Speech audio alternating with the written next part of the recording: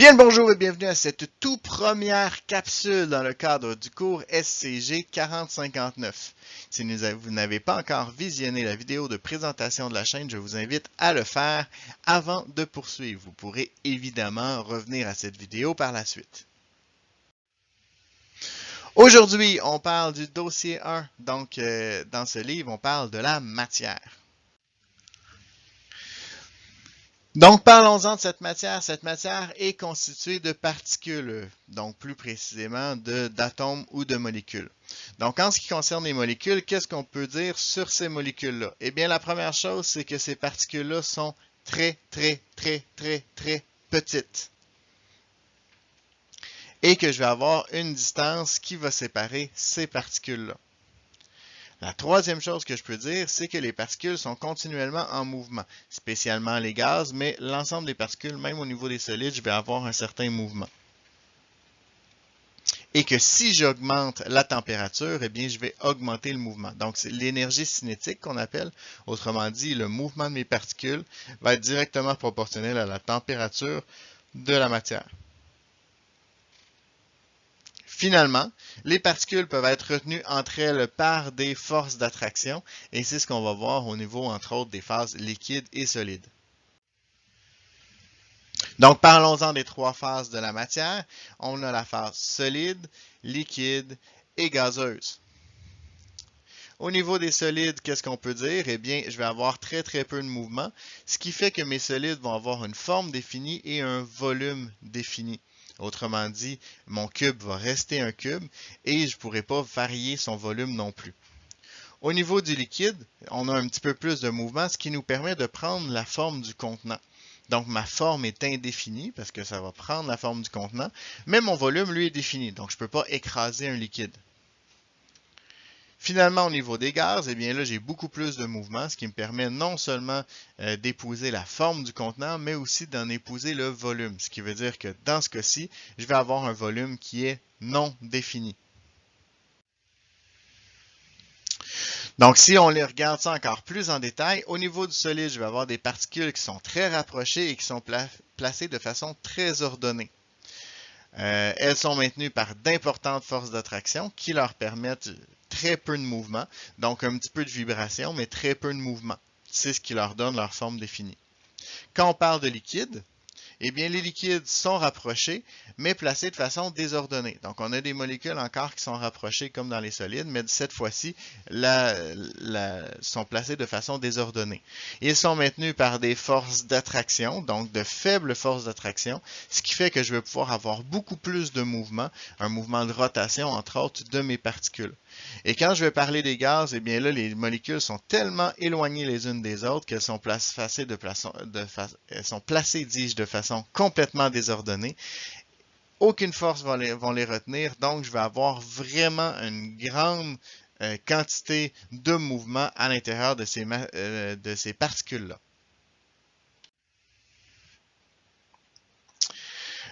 Maintenant, quand on parle de mélange, donc quand on mélange cette matière-là, on va pouvoir parler de soluté et de solvant. Donc, évidemment, le soluté, c'est la substance que je vais rajouter au solvant. Donc, c'est la substance dissoute, alors que le solvant, c'est la substance, dis-je, qui va dissoudre la première substance. Mais il y a une limite.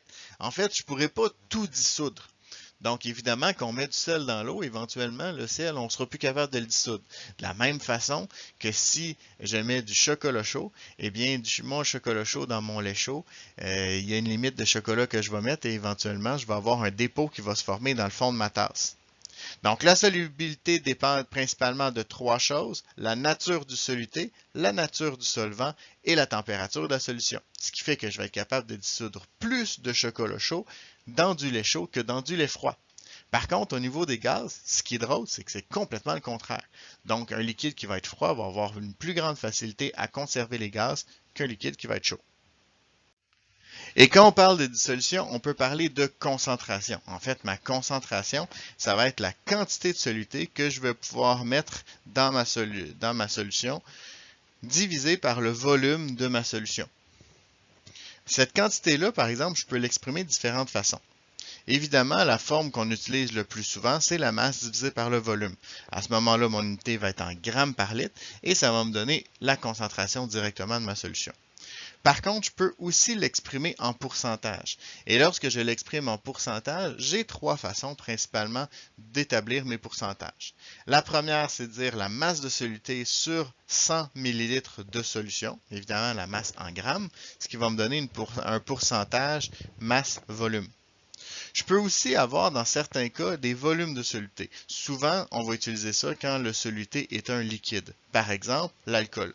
Donc, dans l'alcool, si je dis par exemple que j'ai une bière 5%, eh bien, ça veut dire que j'ai 5 ml d'alcool, d'éthanol plus précisément, pour 100 ml de bière. Finalement, je vais avoir un pourcentage qui va être la masse de mon soluté sur la masse de ma solution. À ce moment-là, on parle principalement d'alliage, en fait.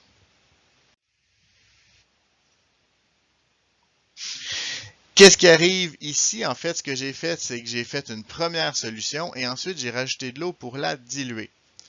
Eh bien, évidemment, si je rajoute de l'eau pour la diluer, ça veut dire quoi? Ça veut dire que je vais avoir une solution mère et une solution fille. La solution mère étant la première solution que j'ai eue au moment où est-ce que j'ai fait ma dissolution et ma solution fille étant la solution diluée, donc une fois que j'ai rajouté de l'eau. Ce que je sais, c'est que je vais avoir évidemment plus de volume. J'ai rajouté de l'eau, donc j'ai pas le choix d'avoir plus de volume.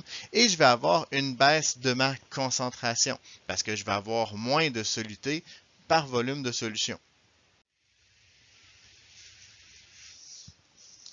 Cette variation-là, évidemment, je peux en tirer une formule parce que je sais que dans les deux cas, j'ai la même quantité de soluté.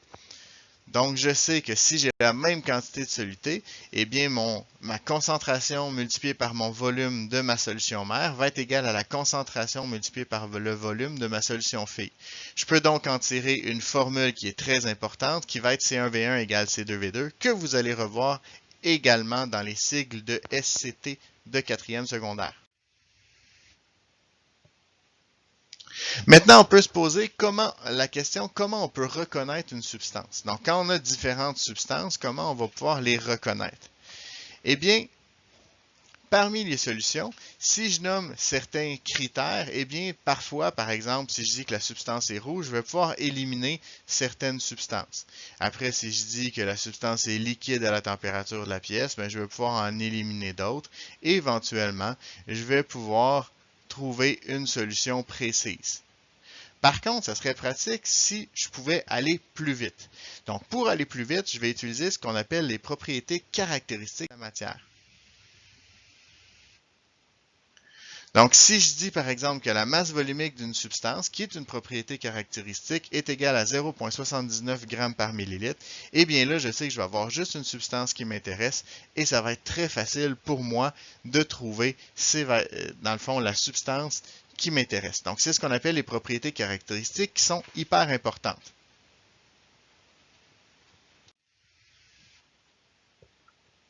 Au niveau des propriétés caractéristiques, j'en ai qui sont physiques et j'en ai qui sont chimiques. Donc, quand on parle des propriétés physiques, on parle par exemple du point de fusion. En fait, c'est la température à laquelle mon solide va devenir liquide, du point d'ébullition, donc la température à laquelle mon liquide va devenir gazeux. On va avoir aussi la masse volumique, qui est la masse par unité de volume, et on va avoir la solubilité, donc la quantité de substance que je vais être capable de dissoudre dans un solvant. Au niveau des propriétés chimiques, eh bien là, j'en ai vraiment plusieurs. Donc, ça va être principalement lié à la réactivité avec un indicateur. Au niveau des indicateurs, j'ai le papier tournesol. Donc, mon papier tournesol qui va devenir rouge en présence d'un acide, qui va devenir bleu en présence d'une base et qui ne changera pas de couleur en présence d'une substance neutre. Je vais avoir le dichlorure de cobalt, qui est aussi un indicateur. C'est une substance qui va devenir rose. En fait, c'est un petit papier qui va devenir rose en présence d'eau. J'ai l'eau de chaud, donc l'eau de chaud qui va devenir brouillée en présence de dioxyde de carbone. On peut faire le test du tison. En fait, mon tison qui va s'allumer en présence d'un comburant qui est majoritairement du dioxygène. Donc, quand je vais être en présence de dioxygène, mon tison va se rallumer. On peut faire le test de la flamme également. Donc, quand on fait le test de la flamme, on sait qu'il va exploser en présence de dihydrogène. On sait qu'il va devenir violet en présence de... La flamme, en fait, va devenir violette en présence de potassium. Elle devient verte en présence de barium. Elle devient rouge en présence de strontium. Donc, la couleur de la flamme va aussi pouvoir nous indiquer de quel type de substance on parle. Finalement, on a différents types de réactifs qui vont nous aider à identifier certains constituants de notre alimentation. Par exemple, le réactif de Feeling qui va devenir orangé avec un précipité en présence de glucides. Le Lugol qui va devenir violet en présence d'amidon. On a le Soudan 4 qui va devenir rouge en présence de lipides. Et finalement, le réactif de Biuret qui va devenir violet en présence de protéines. Ça peut être particulièrement important d'utiliser ce type de réactif lorsqu'on parle de test d'urine. Donc, pour voir si, dans le fond, notre métabolisme se fait convenablement, on va pouvoir aller identifier si certains éléments sont présents dans notre urine et certains constituants ne devraient pas l'être. Donc, ça peut nous aider à trouver, à diagnostiquer en fait des problèmes de santé auprès de certains patients. Évidemment, cette matière, elle va se transformer. Donc, j'ai deux types de transformations, les transformations physiques et les transformations chimiques. Donc, au niveau des transformations physiques, il y en a un que vous connaissez déjà, c'est tout ce qui concerne les changements de phase. Vous les avez d'ailleurs probablement déjà vus en deuxième secondaire. Donc, je vais y aller très rapidement là-dessus, mais vous les voyez ici à l'écran. Donc, je vous laisse un peu de temps pour le mettre sur pause si vous ne les avez pas vus puis vous voulez les voir. Et voilà, c'est fait. Donc, on parle ici des changements de phase. On parle aussi des changements de forme. Donc, ça va être tout ce qui concerne le broyage, pliage et compagnie. Et on va avoir aussi la dissolution. Donc, par exemple, si je mets du sucre dans de l'eau, ma molécule de sucre reste une molécule de sucre, donc je n'ai pas un changement physique ici. Quand on parle de ce changement, une transformation chimique, c'est quoi? C'est quand je vais prendre des molécules et que je vais les réajuster, donc les réagencer pour former des nouveaux produits. Lorsque je prends des molécules qui sont simples et que je les modifie pour donner des molécules qui sont plus complexes, on parle d'un type de réaction précise qu'on appelle la synthèse. Le contraire, donc quand je prends des molécules complexes et que je les transforme en molécules plus simples, on parle de décomposition. Et finalement, quand on fait réagir une substance en présence d'oxygène, en fait, on parle d'oxydation.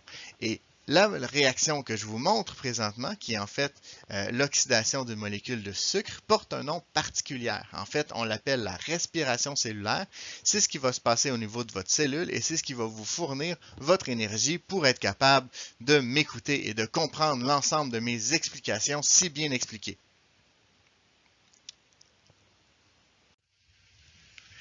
Et c'est ce qui met fin à cette capsule. J'espère qu'elle vous a plu. Vous êtes maintenant les experts. À vous de surpasser le maître.